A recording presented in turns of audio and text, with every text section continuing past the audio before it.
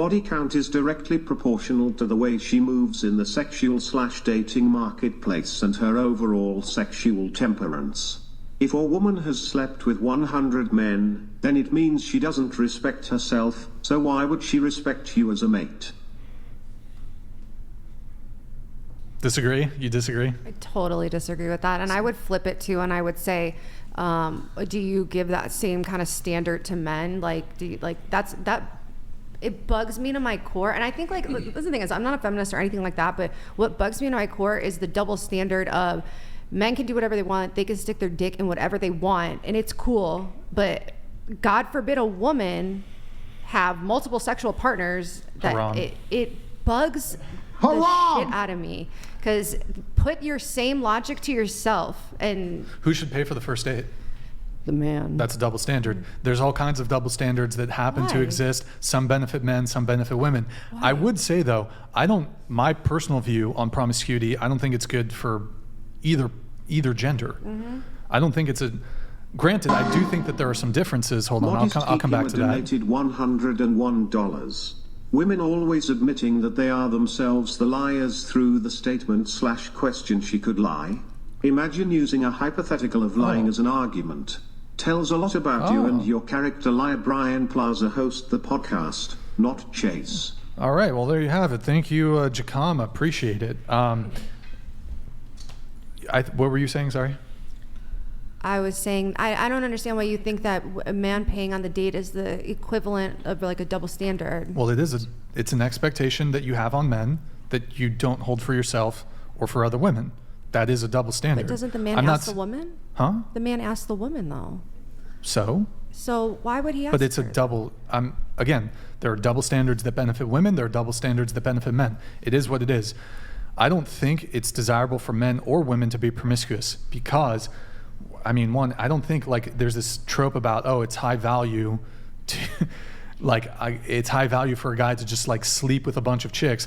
First off, like the risk of STDs, I don't think it's high value if you catch herpes and you're going to be bringing your future wife or children a disease. Yeah. So like, I don't care how fucking attractive or how rich you are, if you're bringing your future partner some sort of like VD, that's not fucking high status or cool.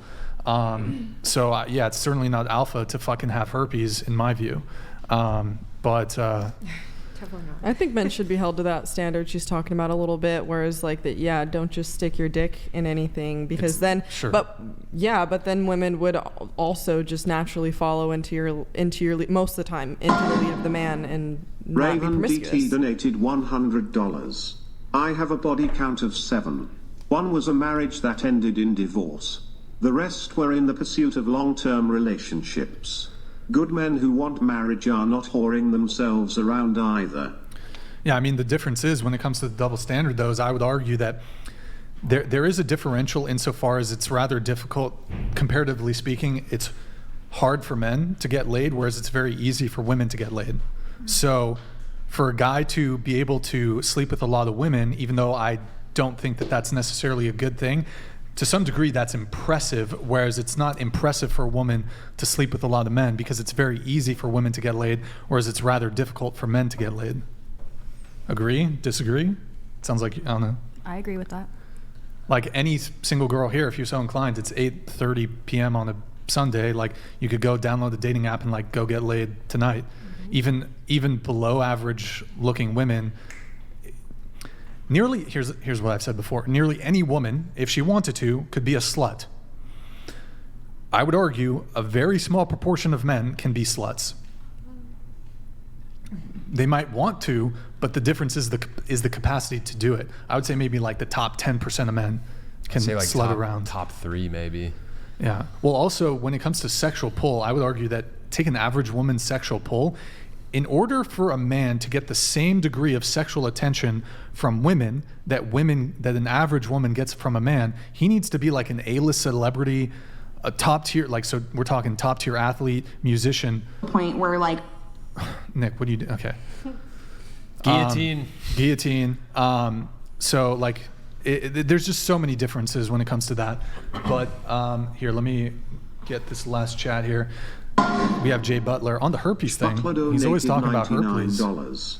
On a long enough timeline, if you sleep with enough people, you will get genital herpes, as condoms do not protect from this. True.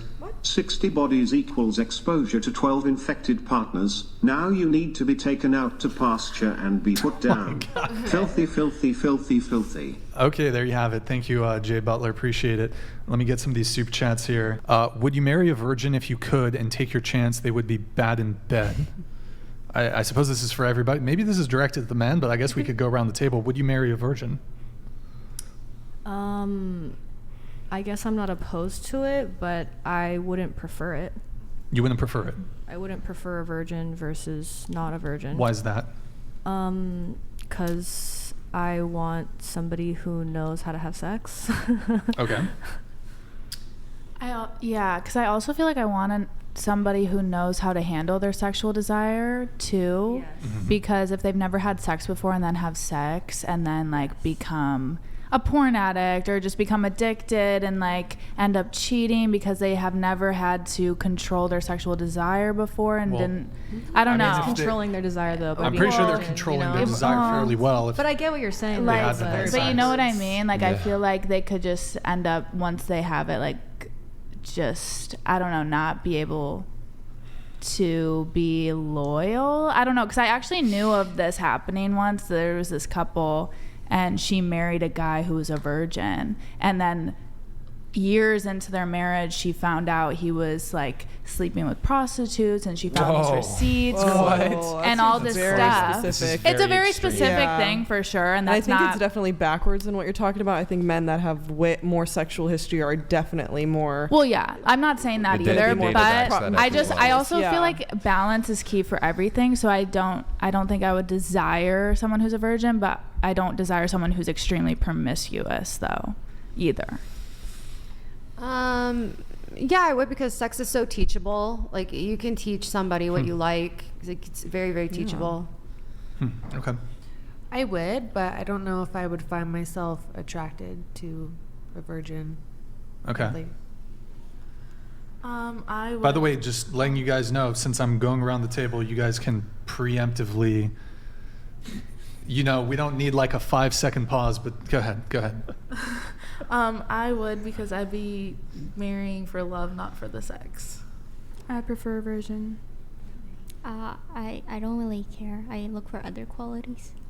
Yeah, I would do it. Mm-hmm. Chase, what about you? Yeah, definitely. I mean, you can, if you're a man and you have strong frame and your woman desires you, like, you can teach her how to have great sex with you. And if she really desires you, it's probably going to unfold like that. Yeah, there's a direct correlation between the enjoyment of sex and how much desire your partner has for you. I would definitely get with a virgin. I'd prefer a virgin, or just like low body count. I mean, I don't need the girl to be a virgin, but low body count is definitely preferable.